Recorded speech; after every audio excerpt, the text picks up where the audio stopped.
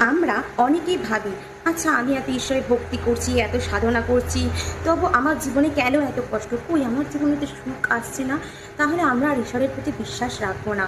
এমন অনেক মানুষ আছেন চোখের সামনে দেখতে পাই, কত পাপ কর্ম করছে, কত অসৎ কর্ম করছে, তার সত্ত্বেও তারা কত সুখে আছে। তাহলে ঈশ্বর আমার ভাগে কেন এত দুঃখ দিচ্ছে, কেন এত কষ্ট দিচ্ছে, আমি এত সৎ পথে থেকেও কেন আমার জীবনে কোনো সুখ আসছে না।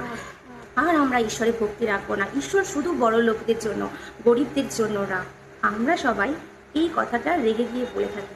চলুন বন্ধুরা, আমি জানি আপনারা কমেন্ট করে জানান কে কে এই কথাটা আমরা বলি যে আমরা আর ঈশ্বরে ভক্তি রাখবো না। আচ্ছা, আমরা যখন কোনো ভুল কাজ করি তখন আমরা কি ঈশ্বরকে বলে করি, আচ্ছা ভগবান আমি ভুল কাজ করছি, আমাকে কিন্তু শাস্তি দিন।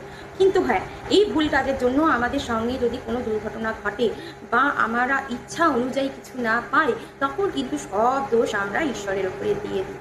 আমরা এটা বুঝি না যে ঈশ্বর কোনো দিন কারোর খারাপ চায় না। একটা চোরও যেমন তার সন্তান, একজন পুলিশ, একটা ডাক্তার, একটা উকিলও তার সন্তান। আমরা যেটা ভোগ করি সেটা হলো আমাদের নিজেদের কর্মফল। চুরি করলে চোর যে শাস্তি পাবে, একটা মন্ত্রী চুরি করলেও সেই শাস্তি পাবে, কারণ চুরিটা হচ্ছে তার কর্মফল। এটা আপনি বুঝবেন যে আপনার ইচ্ছা অনুযায়ী সব কিছু পাচ্ছেন মানে সেটা ভগবানের কৃপা, আর আপনার ইচ্ছা অনুযায়ী কোনো কিছু পাচ্ছেন না মানে এটা হচ্ছে ভগবানের ইচ্ছা।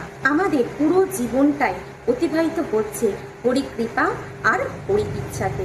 আমরা ইচ্ছে অনুযায়ী ভগবানের কাছে অনেক কিছু চাই, কিন্তু ভাবি সেই সময়ে এই জিনিসটা হয়তো আমাদের সুখ দেবে, কিন্তু ঈশ্বর জানি এই চাওয়াটাতে আমাদের কোনো সুখ নেই।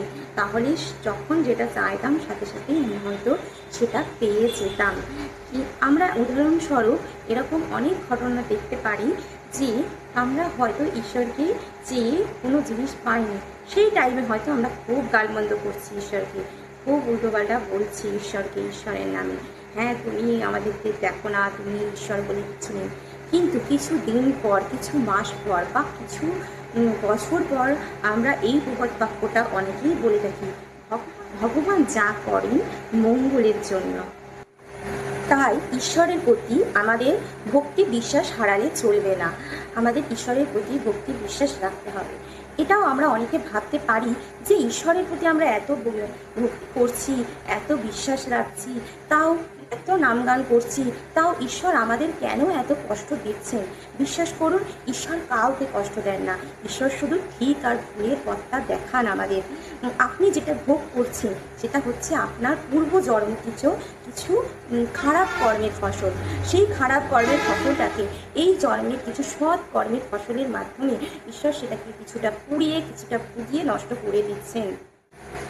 আপনার সৎ কর্মের ফসল আপনার কার্মিক অ্যাকাউন্টে জমা হচ্ছে, ঠিক সময় মতন একটা খুব ভারী ইন্টারেস্ট আপনি পেয়ে যাবেন। আমরা সবাই সময়ের হাতে চাবিকাঠি। সময়ের ইচ্ছে ছাড়া আমাদের জীবনের এক মাইক্রো সেকেন্ডও এগোয় না। তাই আমাদের ঈশ্বরের প্রতি বিশ্বাস ভক্তি হারালে চলবে না। তাই আমাদের সৎ কর্ম করতে হবে, শ্রীকৃষ্ণের দেখানো সৎ কর্মের পথে আমাদের চলতে হবে। হরে কৃষ্ণ হরে কৃষ্ণ কৃষ্ণ কৃষ্ণ হরে হরে, হরে রাম রাম রাম হরে হরে। পাপহং পাপ कर्महं पापात्मा पाप संभवं तत्कारणं पुंडरीकाक्षं सर्व पाप हरौ।